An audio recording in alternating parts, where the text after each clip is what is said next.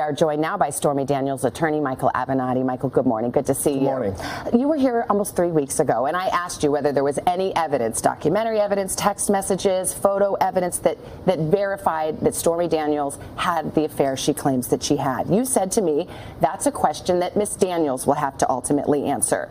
Cut to last night, she's asked directly about this on 60 Minutes, and she says, my attorney has instructed me not to answer. So, does she or doesn't she have this evidence? Again, we're not going to get into the details of everything we have at this time, and there's a reason for that. We're in the very early stages of this case. We understand the American people want all the information right now, immediately. It would make no sense for us to play our hand as to this issue, and we're not going to do it right now. Why not? This is the very moment you need to do it. She has denied it 3 times. She has stated this affair didn't happen. Isn't this the very moment she should come forward and, as you might say, put up or shut up if she has this evidence? Put up or shut up. She sat down with a major journalist and answered some very tough questions. Where's Mr. Cohen? Is he coming on after me? I don't think so. Where's President Trump? Is he going to come on after me? She's answered, let me finish. She's answered some very difficult questions. We're not going to play our hand right now, and the reason is because we have a case to win. But wait a minute, Michael. You tweeted a picture of a DVD or a CD suggesting that there was going to be more evidence. That's the suggestion, right? You don't disagree. And there will be more evidence. And now you're being coy and not saying it. It seems like you're playing games. I'm not playing games. There will be more evidence. It's just not going to happen right now. Everyone wants immediate gratification. It's not going to happen right now. Let's talk about this threat that she said was made against her 7 years ago in a parking lot. She said somebody came up to her, her infant daughter was right there, and said it would be a shame, I'm paraphrasing, it would be a shame if something happened to this little girl's mother. She took it as a threat. Do you know who made that threat? Again, that's not all she said. There was a specific reference by that individual to Mr. Trump. So it's pretty clear that it could have only come from one place and one place only. We are in the process of running to ground exactly who that was, and I am confident at the end of this that we're going to discover it. Do you feel you know right now who it was? Right now? Yes. No. Have you talked to her and asked her for a physical description of this person? I'm not going to get into the details of my communications with her, but what I will tell you is she can describe, excuse me, that person in great detail. Have you tried to show her pictures and say, is this the person you saw? Is that the person you saw? She said on 60 Minutes, if he walked right in the door right now, I'd know him. We are in the process of identifying who that was. She remembers it like it was yesterday because, like any mother in that situation, it was terrifying. You said in a tweet again, there can be no question where this threat came from. It could have only come from one place. Do you mean it comes from somebody related to Trump, or do you mean a particular person? No, it had to be someone that was related or sent by Mr. Trump or Mr. Cohen. There's no other logical explanation. And you are not in any way suggesting it was Mr. Cohen himself? No, we know it wasn't Mr. Cohen. Yeah, but you think Mr. Cohen may have directed someone to make this threat? Someone from that side had to have directed it because it would make no sense for it to come from anyplace else. Recently, a former playmate, Karen McDougal, went on television and talked about her own relationship. She said it was a 10-month relationship with Mr. Trump.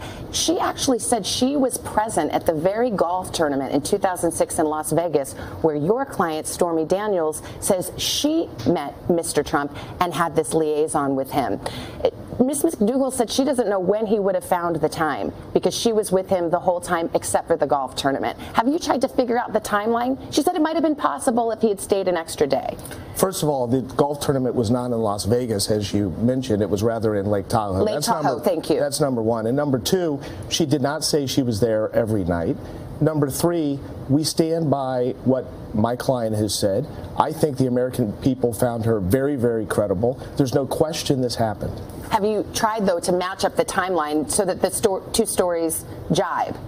Well, Ms. McDougal has not said that my client's not telling the truth. She hasn't. And my client has not said that Ms. McDougal is not telling the truth. There's no question this happened. Ms. McDougal had a separate room from Mr. Trump. She wasn't there every night. She doesn't know how many nights Mr. Trump stayed there. There's a whole host of possibilities. Actually, talking about this interview with Ms. McDougal, there were some similarities between their stories. Let me play a bit of those interviews. He's like, wow. You are special. And he said, you're really special. You remind me of my daughter. You know, he's like, you're smart, beautiful. He said I was beautiful like her, and, you know, you're a smart girl. What do you make of those similarities? Well, I think the similarities are striking, and I think it's important for your viewers to understand that my client sat for her interview weeks before Ms. McDougal gave her interview, even though Ms. McDougal's interview aired first. Let's talk about your client now. She's told her story. Does she have more to say? Did she leave anything out? She has a lot of things to say. The interview that was conducted originally was about 2 hours in length. There were a number of details and facts that were left out of the final product because 60 Minutes only has so much time. Obviously, they're trying to tell a very broad story in a very finite period of time. She has many more details and facts, much more to say, and we're going to get to the bottom of what happened here relating to the agreement, what Mr. Trump knew, and where this money came from. Is there anything left out of her interview, something on the cutting room floor that you feel is relevant and could share now? Not that I'm prepared to share now, but what I will say is that she was prepared to discuss intimate details relating to Mr. Trump. She can describe his genitalia. She can describe various conversations that they had that leave no doubt as to whether this woman is telling the truth. And if she's not telling the truth, let the president take to the podium and call her a liar. Let the president come forward and say it never happened. There is a reason why this $130,000 was paid, and it wasn't paid because she made the story up. It's absurd.